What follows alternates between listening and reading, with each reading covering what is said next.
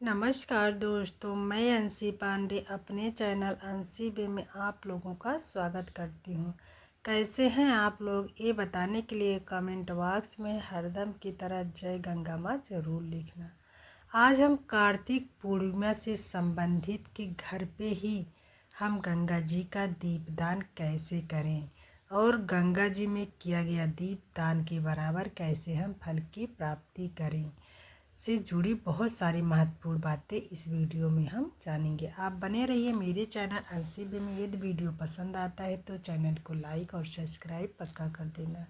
चलो अब हम शुरू करते हैं। जैसे हमको गंगा जी के बराबर ही घर पे दीपदान करने का फल प्राप्त हो कैसे।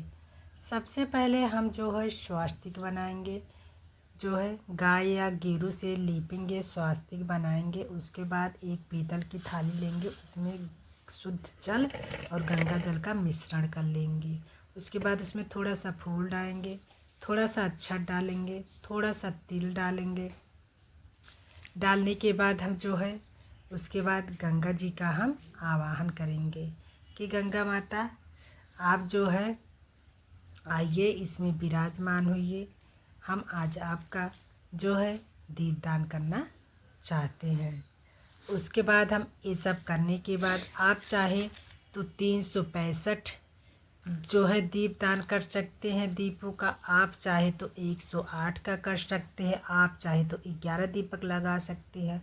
आप चाहे तो जो है 7, 5, 1 दीपक का भी आप दान कर सकते हैं।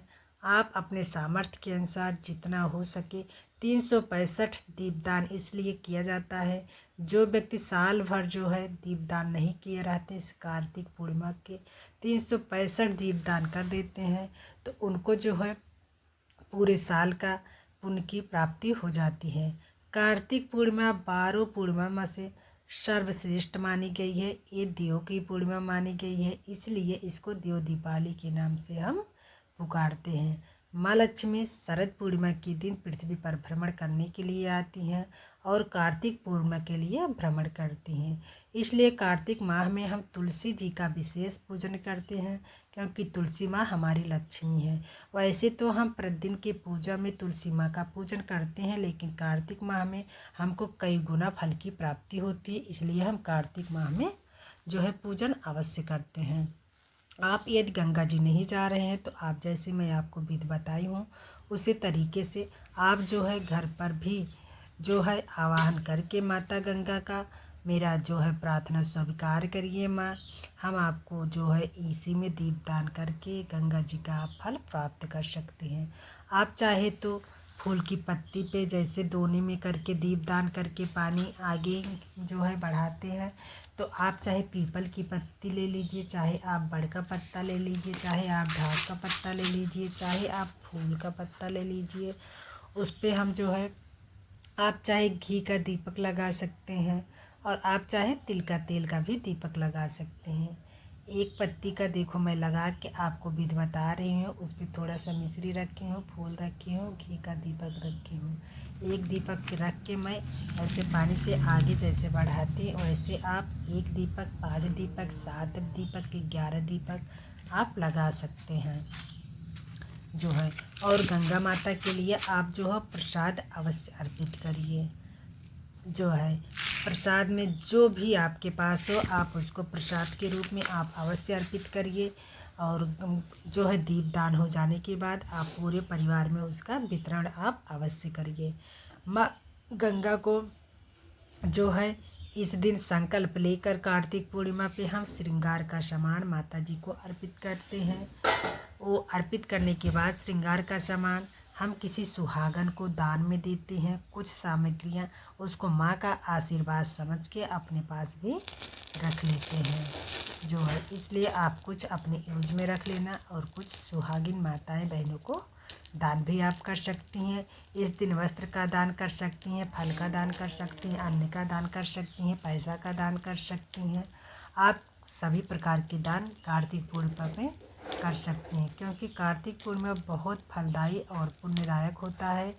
इसलिए आप इस उपाय को, यदि आप गंगा जी के पास नहीं जा रही हैं तो इस विधि से आप घर पे जो है पूजन अर्चना करके गंगा माँ का आवाहन करके आप दीपदान अवश्य प्रज्वलित करिए और भोग प्रसाद सुहाग का सामान माता जी को आप अवश्य लगाइए। लगाने के बाद प्रसाद को आप पूरे परिवार में वितरण अवश्य करिए।